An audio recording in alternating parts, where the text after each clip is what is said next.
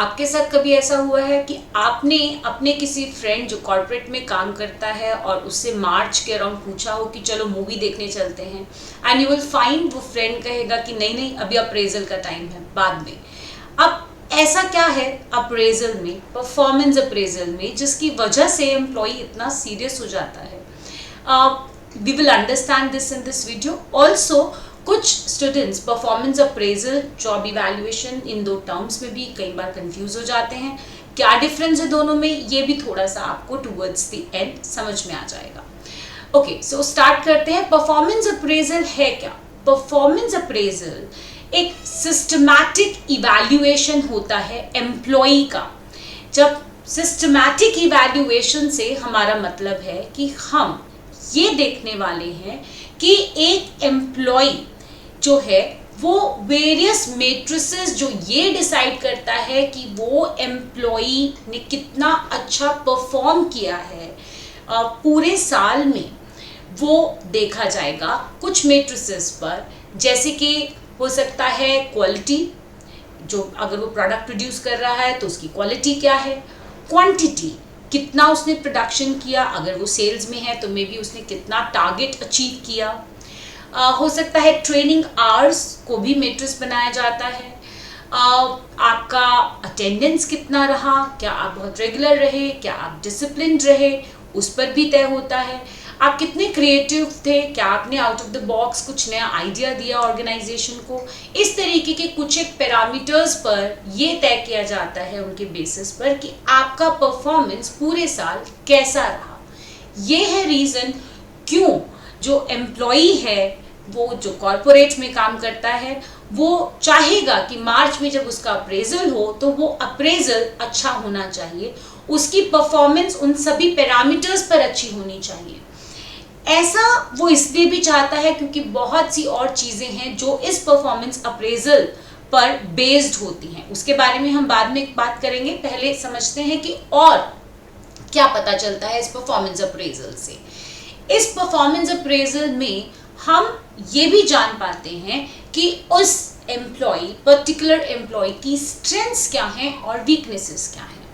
हो सकता है कोई एम्प्लॉय क्वालिटी ऑफ सर्विस बहुत अच्छी देता है, उसका कस्टमर सर्विस स्कोर बहुत अच्छा है, लेकिन जब टारगेट्स पे बात आती है कि कितना जो है वो अपसेल कर पाया कस्टमर को, तो उसमें हो सकता है उसका परफॉर्मेंस बहुत अच्छा ना हो। वो कस्टमर को खुश तो भेज पाया लेकिन उसे कुछ सेल नहीं कर पाया। ये भी हो सकता है कि वो क्वालिटी, क्वांटिटी सब में बहुत अच्छा है लेकिन वो क्रिएटिव नहीं है, वो कुछ नया आइडिया लेकर आएगा या वो एक्टिवली कहीं पार्टिसिपेट करेगा और आपको खुद से आगे बढ़ चढ़ कर कुछ काम करेगा, वो चीज़ मिसिंग है। This can also happen. अब किसकी क्या स्ट्रेंथ्स हैं, कौन सा एम्प्लॉय है जो टारगेट्स अचीव करने में हमारी हेल्प करता है। कोई एम्प्लॉय हो सकता है जो हमें हेल्प करता है सेल्स के अलावा क्वालिटी को अचीव करने में। कोई हो सकता है जो हमें हेल्प करेगा आपकी बाकी पैरामीटर्स पर। सो बेसिकली हम ये देखेंगे कि किस एम्प्लॉय का कितना कंट्रीब्यूशन है। अगर एक टीम का टोटल टारगेट था 2 लाख सेल्स अचीव करना, उस टीम में 10 मेंबर्स हैं और एक मेंबर 50,000 का टारगेट अचीव करता है। अब इस टीम के लिए ये एम्प्लॉय तो बहुत इंपॉर्टेंस रखता है। क्यों? क्योंकि उसने 1/4 ऑफ द टारगेट अकेले ही अचीव कर लिया। अब इस केस में उसका कंट्रीब्यूशन बहुत ज़्यादा है।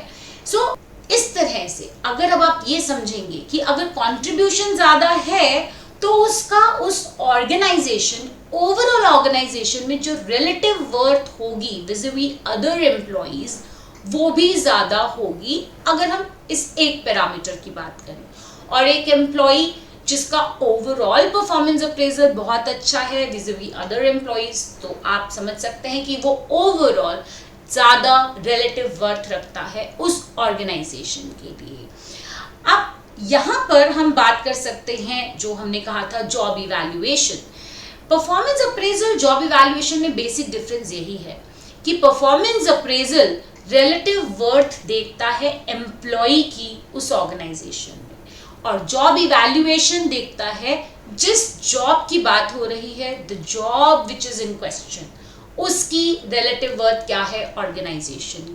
We will understand this particular concept in a later video.